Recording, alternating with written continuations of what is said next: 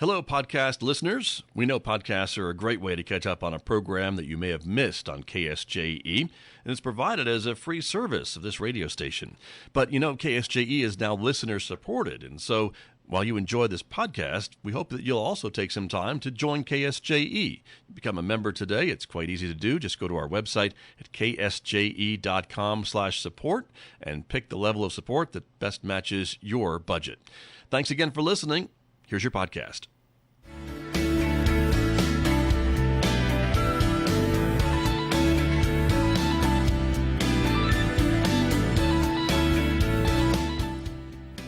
"11 minutes past 8 o'clock. It is Thursday morning, the 21st day of August, 2025. Good morning, everybody. I'm Scott Michlin, and thank you for tuning in to KSJE 90.9 FM over the airwaves here in San Juan County, New Mexico. In Durango, Colorado, we're broadcasting at 103.3 FM, and if you're listening to my voice anywhere else on the planet, you've probably gone to our website to do that, ksje.com, or maybe you're listening through the new KSJE app. However you're joining us, it's great to have you here. Also, welcome to our viewers who are joining us this morning. The video of this program streaming out live to the KSJE Facebook page and also to our YouTube channel. Glad you're with us, because coming up, we're having a conversation about San Juan County, talking about budget, freight rail, and much, much more. Hope you'll stay tuned with my guests. We'll start that in the next few moments right here on KSJE. Then later on this hour, I'll be joined by the one and only Alan Elmore. He is here to talk about his biannual fall cleanup in the Chokecherry Canyon area. The fall cleanup is coming up this weekend, as a matter of fact. They're looking for volunteers. We'll let you know how you can join the fun and clean up a great area of San Juan County, Chokecherry Canyon. That's coming up today, 8:50 a.m. on KSJE. Next hour, of course, Mick Hess will take over the studio, Roving with the Arts, our weekday classical music program. And don't forget, if you want to connect with us on other social media platforms, we're also on Instagram and Blue Sky and X. And if you're a podcast listener, there it is. You can subscribe to KSJE podcasts. They're available at places where you're probably already listening to podcasts. So check it out and discover a new local program that you may have missed recently. And there it is, the new KSJE app. It's available for download right now from the App Store and Google Play. You can stay connected while on the go, streaming, podcasts, much, much more, all part of the KSJE app, available now. Outside our studios here at San Juan College, already sunny and 74 degrees. We're expecting a sunny and hot day today. 94 for a high in Farmington. Partly cloudy skies tonight, the low 73. Not a partly sunny day tomorrow, 94 again on Friday. Maybe a chance of showers developing Friday night, and that could last for several days. Look at that. That would be nice, right? Chances for rain on Saturday, Sunday, Monday, Tuesday, maybe on into Wednesday. Is that possible? 50% chance of showers each of those days, with highs ranging from 91 down to 76. How about that? We'll see if that happens, but it would be nice. We do need the rain. I'll be back with my guests from San Juan County right after this on KSJE. KSJE is supported by San Juan Regional Medical Center. The caregivers of San Juan Regional Medical Center are committed to bettering the quality of life, health, and care of individuals, families, and our communities. Life is their sacred trust. Better is their mission. Here is their home. San Juan Regional Medical Center, improving the health of the Four Corners since 1910.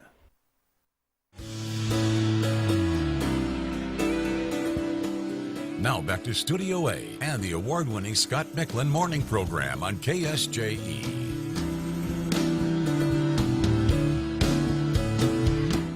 My guest this morning from San Juan County. Welcome back to KSJE. County Commission Chairman Terri Fortner is here. Good morning. Good to have you here. Good morning. Thank you. You for having bet. us. Also, County Manager Mike Stark is here as well. Good morning to you. Good to have you back. Good morning, Scott. Always a pleasure to be here. Thank you both for coming in to talk about all things San Juan County. And we'll start with, I guess, some budget news for folks and to see how the county is doing financially. And things look to be in pretty good shape. Mr. Stark?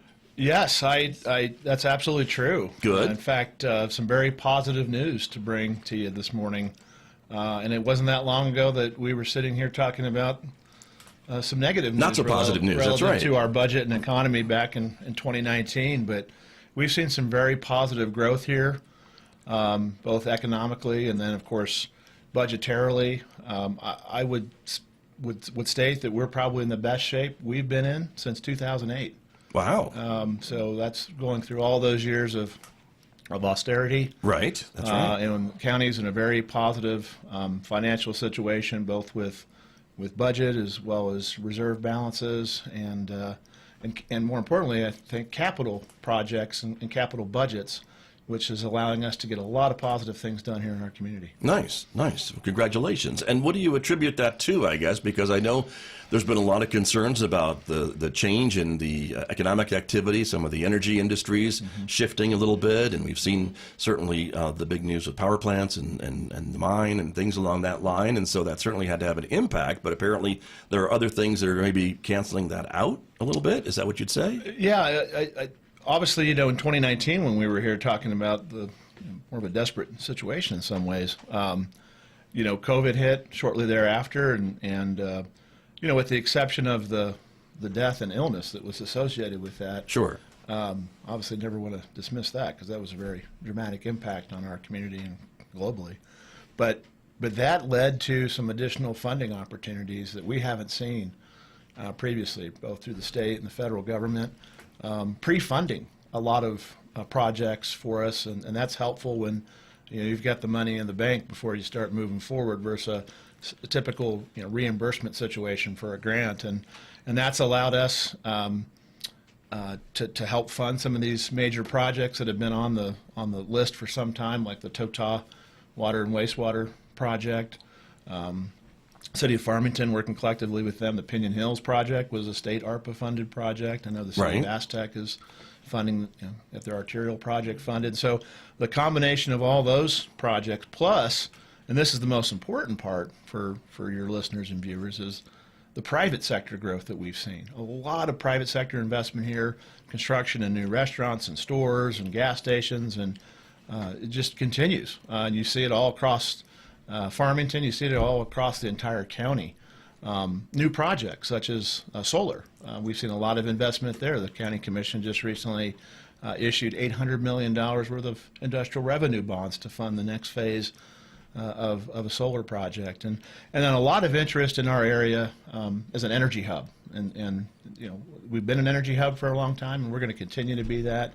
And so a lot of positive projects there that are just in their infancy stage, and we're hoping to help elevate to full implementation and completion here. So nice, very positive private sector growth, and we always believe at the county, and I share that with all of our employees. I know our commission does as well.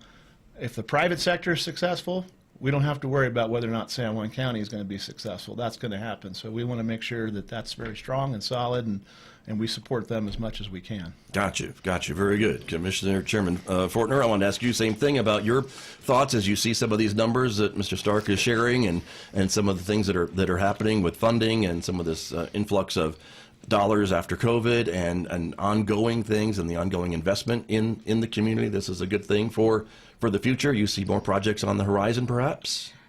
And projects that we have right now. I want to also talk about the good stewardship at the county throughout the departments, and our county manager, our CFO, everyone, our treasurer, everyone involved in this process, because myself having come in during COVID, after what Mike mentioned in 2019, just really making good use of the funds that we were receiving, and what did we do during that period of time. So really it's related to the good stewardship throughout all of the county and managing that money and being accountable to our constituents. Sure, very much so. And I know that the county, many departments have received some awards for some of the financial reporting and accounting methods and things along that line. So kudos to those folks as well. It's being recognized by peers and others, it sounds like, to be in the industry. Exactly. So, you're right, Scott. Very, very good.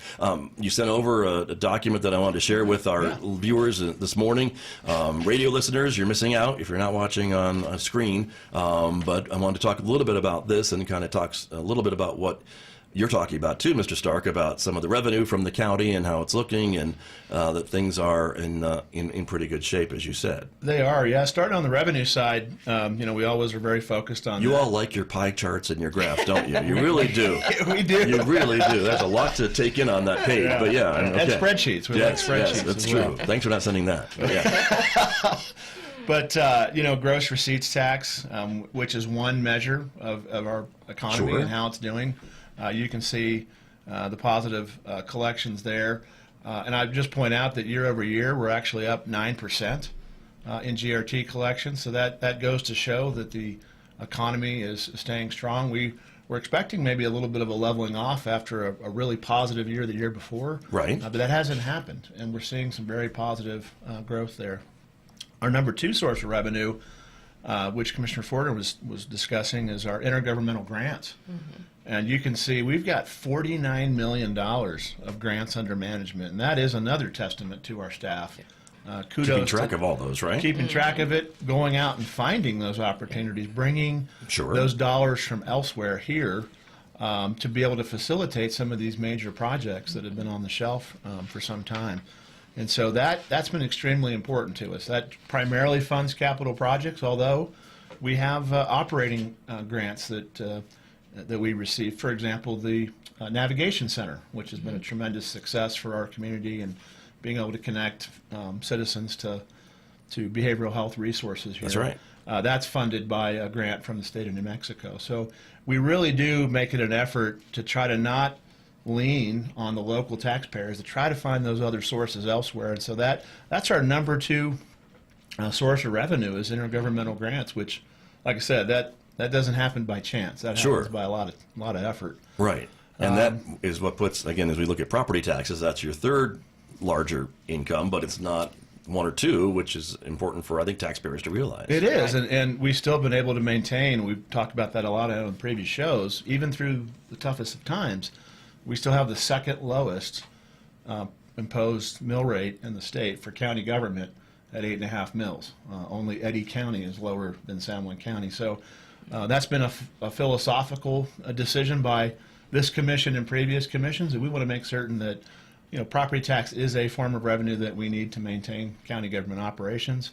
But let's look elsewhere. Let's not burden, only 6.5% of the land in San Juan County is privately owned. So we want to make certain that we're not disproportionately impacting that smaller group of landowners, and that we're finding other ways to fund local county government. True, very true. And so with all that and the others on the revenue side, that gives you a budget of about, what, $157 million. Yeah, that was actually actual revenues from last year. We're anticipating, we always budget very cautiously on the revenue side. Okay. And likewise, on the expenditure side, we want to make certain we're going to have a balanced budget and be able to cross the finish line. Then you do see that our total expenditure budget for FY26 is $200 million. A lot of times folks ask, well, how come the difference between revenues and expenditures, that's a gap, you're not balanced? Well, the difference is that it's the one-time capital projects that we're showing the full expenditure I see, sure. Associated with that capital project. It may or may not happen in this fiscal year, but if it does, we're able to make good on that. And so that's why you see that difference. And just to highlight the expenditure side of things, public safety, as you see, is still, and that says a lot about the priority of the county commission, that public safety matters. A safe and secure community, that's our sheriff's office, that's the fire department, emergency management, or 3 detention facilities. That's very important to our commission, represents the largest expenditure line item in our budget. It used to be close to 50%, but because of the influx of grants, it's a little less than that on a percentage basis. Right. But then you can see all the other areas of investment. And I also want to highlight debt service. We have a very low debt to budget ratio, once again, purposely done, that we're trying to manage that as well as we can, still be able to fund necessary projects for our community, but not burden the taxpayers with debt service. And right. We're on a trend right now to have that be completely debt-free by 2035.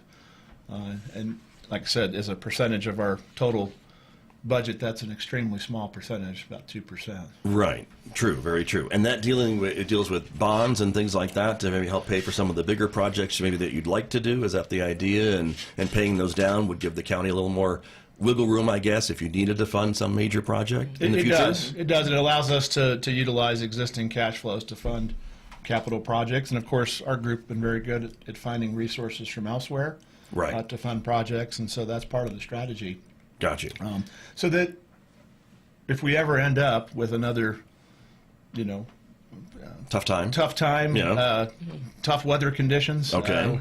Having to weather the storm, we're going to be able to do that. Sure, makes sense. Commissioner. I had something to say on the capital Yes. outlay funding that we received. Right. And that was $7 million for the Crisis Triage Center. That's something that we're going to be addressing mental and behavioral health with. It was kind of in sequence to the Navigation Center. That came from the behavioral gap analysis, so that was very important to us. And so we're looking at the next steps, really, where that's going to be located. Nice. And then the other thing, we got clerk's office expansion renovation for $2.5 million.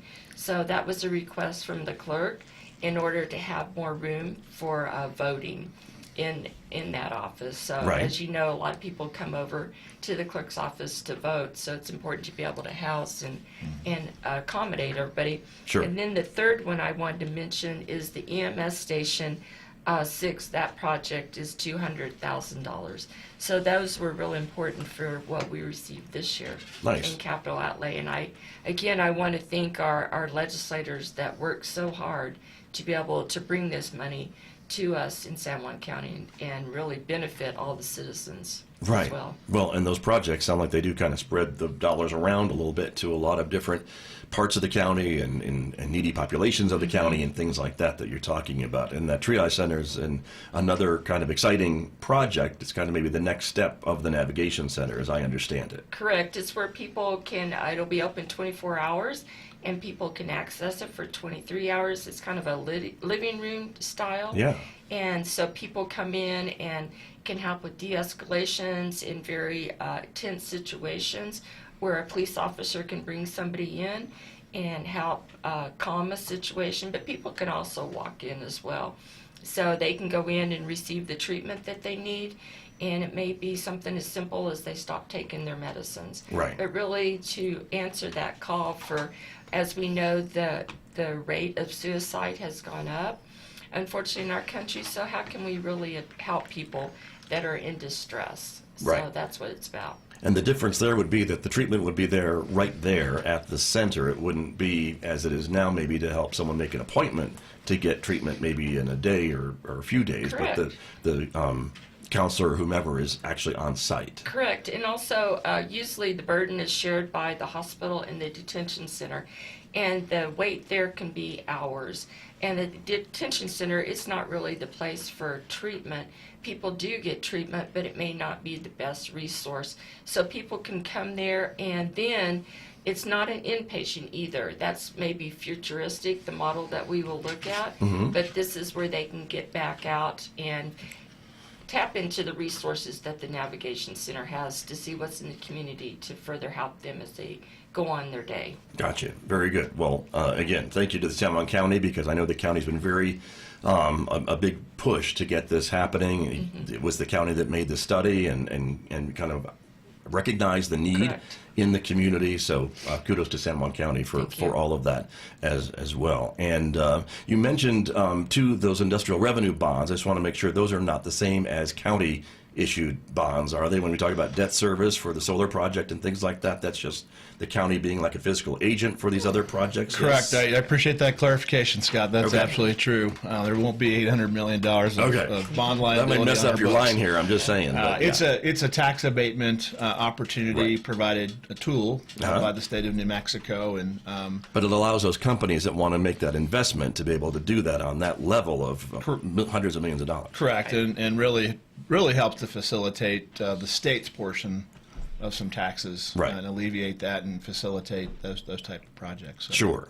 And the other thing about that project, I just wanted to point out, at least one of the solar projects, I think, is fascinating, and maybe folks don't realize just how much of an investment's already been made, because it really isn't visible from most parts of the county. I mean, you really have to go looking for it if you want to see that new solar field that is out there. It's not visible from the highway and things like that, but it's a pretty major installation. It is extremely And there's more coming, large as I installation. understand. Yeah, so $550 million invested previously for a 200 megawatt solar field and 100 megawatts of battery.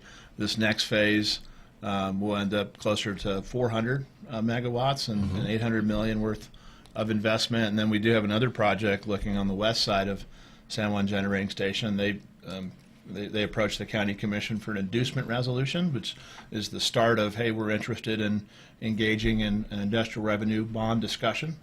And that's potentially a 600 megawatt, 300 megawatt solar, 300 megawatt battery on the west side of San Juan Generating Station. So what's interesting to see is, we're having some of these new type energy projects that are hitting our area, but we're also seeing a lot of interest in utilizing natural gas here for various projects. It is a more reliable, affordable source of power. And then I think some interesting news that was just released, very exciting news about Arizona Public Service related to Four Corners Generating Station. Just a couple of days ago, a press release indicating that they're going to go from a carbon-free position to carbon neutral. And they see coal being part of their portfolio through 2038.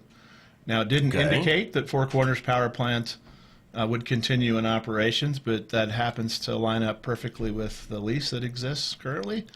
And so that leaves an opportunity, and we're hopeful that means that plant will stay in operation beyond 2031. Got you, because that was the original date that people were looking at, right? 2031 of a possible change out there. So more exciting news for our area as it relates to energy and jobs and tax base and all the good things that come from having these type of economic base jobs here. Certainly. Right. And for all the things that the solar brings, I think the one downside is that the jobs are not replaced one-to-one from the loss of a coal-fired power plant. The solar fields aren't bringing back as many jobs as were lost with one of the power plants. But it's still an investment. It's still certainly adding to the tax rolls.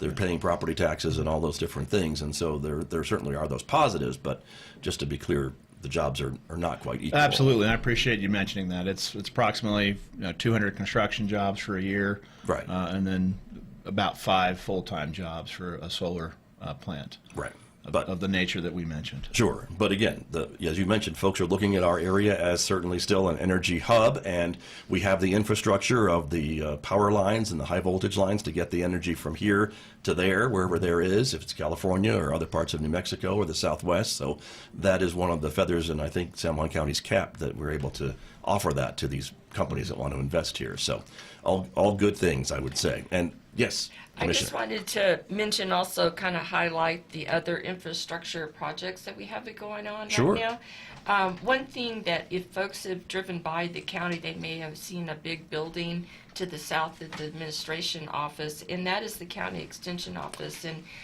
what is our date? Like the end of what we were talking about, end of September maybe, or they may have the contractor may have the project done by the end of September and be move-in ready by mid-November. Yeah, so that's something that's very exciting because it's a huge building. It's going to have where there's a classroom as well as a kitchen.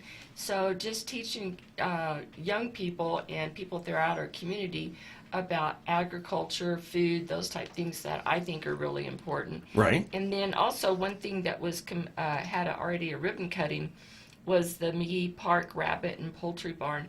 And we had a presentation Tuesday evening from the chair of the county fair.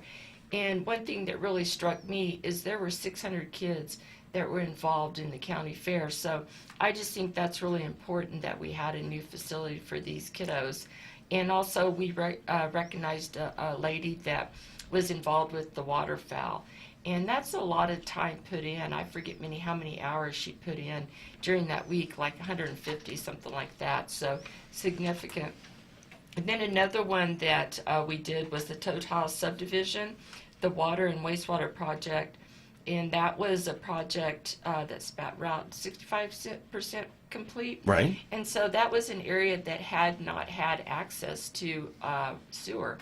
And those people, when we were there talking to them, they were so excited and so thankful for that. So that really is a big thing that has taken place. And then San Juan County Fire and Emergency Management received self-contained breathing apparatuses that they received $600,000 congressionally direct spending. And so that in itself, we need to always support first responders and make sure that our community's safe. So I just wanted to mention those. I appreciate that. Yeah, and again, coming from different sources, the revenue, but again, serving the county and being spread around the county. And I know the county's done a lot of work with sewer and trying to get folks off of septic, because that could be an environmental issue down the road. And so it's not the sexiest of topics to talk about, but it's certainly necessary as the county grows, and so it's worthy of conversation and a big investment. So I know it's not cheap when you talk about a sewer project. Correct. So Thank you. You bet. Thank you very much. I don't want to run out of time before we talk about freight rail. One of the exciting things that's happening in San Juan County, I know folks have been around for a while will say we've been talking about this for 60 years. Why are we talking about rail still? But we are. And the county's, I think, been one of the lead agencies in this freight rail conversation of applying for grants again and working with partners like the Navajo Nation that you couldn't do this without. And there's been some good news recently. And so, Mr. Stark, congratulations, because the feasibility study came back and said it is a feasible project to be able to put freight rail spur into San Juan County, right? Indeed, yeah, both technically and economically feasible. So that was very positive news, and a lot of work that went into that study. And you mentioned San Juan County's taken the lead, but it couldn't do it without all the great partners that we have supporting the effort, to include the Navajo Nation first and foremost, and the historic MOU we have in place with them.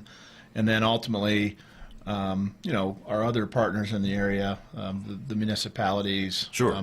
State DOT. We've got our federal congressional delegation, all of them supporting this effort, our state legislators.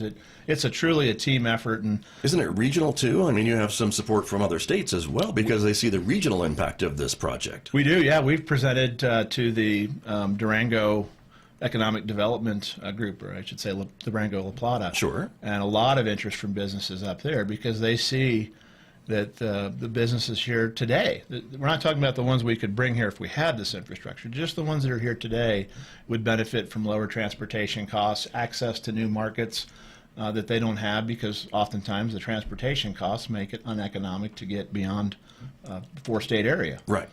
And I think there's also a quote or a statistic that says that we are one of the larger metropolitan areas that does not have access to rail and in the country, basically. And so if you look at a railroad map, it's a big gap in this region. And so that would correct that. But the study, as you mentioned, said and confirmed that not only is the project feasible, that it would have the business, I guess, to make it profitable, and it wouldn't just be throwing money into a big hole in the ground, was what I got from it. Correct. Yeah, and technically feasible. So we part of the feasibility You could build a track study from here to there. We can make that happen. Topographically, a number of different routes that I think you have up on the screen. Right, we're showing that what, now. What that could look like, and some possibilities there. And of course, I think the most exciting news of all this is that we're already funded for the next phase of this project, and that's to put together the preliminary engineering, about a 30% design, as well as the NEPA analysis that needs to be done, and to try to find that one singular route. So we've got the feasibility study saying these are all possible routes, but You've got now, about 7, I think, on the map right there that we see. a number of different ways to get from the I-40 BNSF corridor, that Transcon corridor that runs from LA to Chicago, which then gives access to international markets through the LA ports. Right. And then ultimately, what the study showed is the ideal location. Did study coming down the bluffs across the river, but short term, the ideal transloading facility would be located just north of NAPI headquarters. And Sure. nice little flat, mile-long corridor there that would allow for the assembly of 100-car unit trains, which is what BNSF requires to have have access onto their main line. Got it. Right. And the idea, as you mentioned, is to link up with that I-40 parallel rail line that goes east-west, and that would do it. But as we can see, there's a lot of different options, and that's what the next study, I guess, will look at, whether it's going down maybe the 491 corridor, the 371 corridor, or other areas, and that's all geology, which is above my pay grade. But it's a fascinating project, and I know a lot of folks are saying, well, why don't we make it a passenger line? Why can't we get a passenger line? And maybe that could happen. However, freight seems to be the most feasible because that would pay for itself, and that's the idea, right? Correct. Yeah. I mean, the freight's what we need. That's what's going to drive the success of this line. Would create the jobs Right. that are associated. The study estimated about 2,000 construction jobs to build out this 90-mile line, but it would create 17,000 direct and indirect jobs.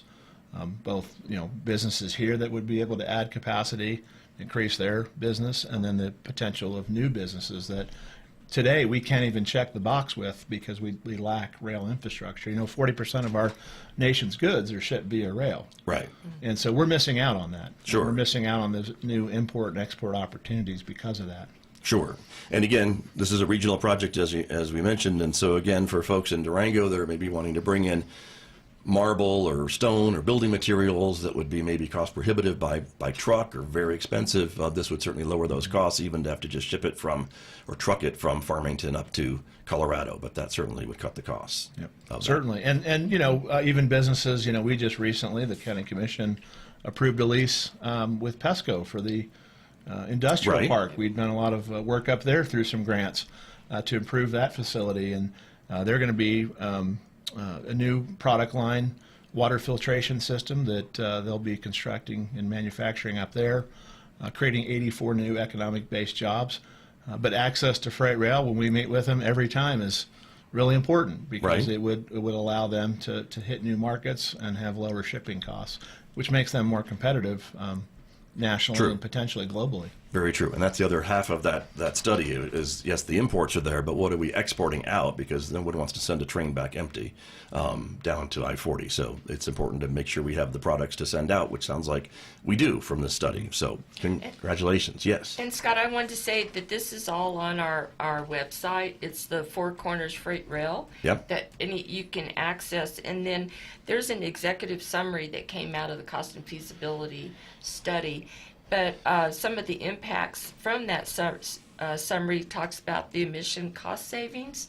So to help reduce some of those greenhouse gases and criteria of all the other contaminants that happen, and also accident cost savings, what happens out on our highways. Less trucks, I guess, bringing in products coming in on rail. And with that said, is also the impact on the highways. So as we know, in our area, all over the state of New Mexico, the cost of highways are expensive to make or replace. So that's one cost saving that can help with this as well. And then, so that I think those were the ones that kind of stuck out to me, other than what you're talking about, Sure. the shipping Right. cost as well. Very true. And so I guess just to wrap up our conversation this morning, any time frame on phase 2, I guess, of this study, Mr. Stark? Is that going to get underway, I guess, pretty soon, or now? It will. In fact, we are out to find an engineering firm to assist us. In fact, Okay. we had a pre-proposal conference yesterday, and proposals would be due into us here soon.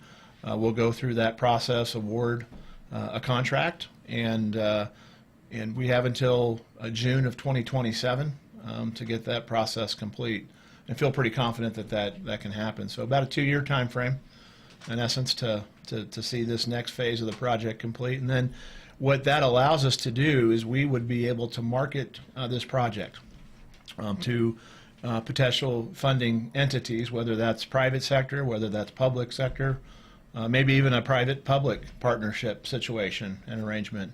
And we know we have a great case to make because of that big bubble you mentioned that sits over the Four Corners, where we lack freight rail infrastructure for the entire region. Right.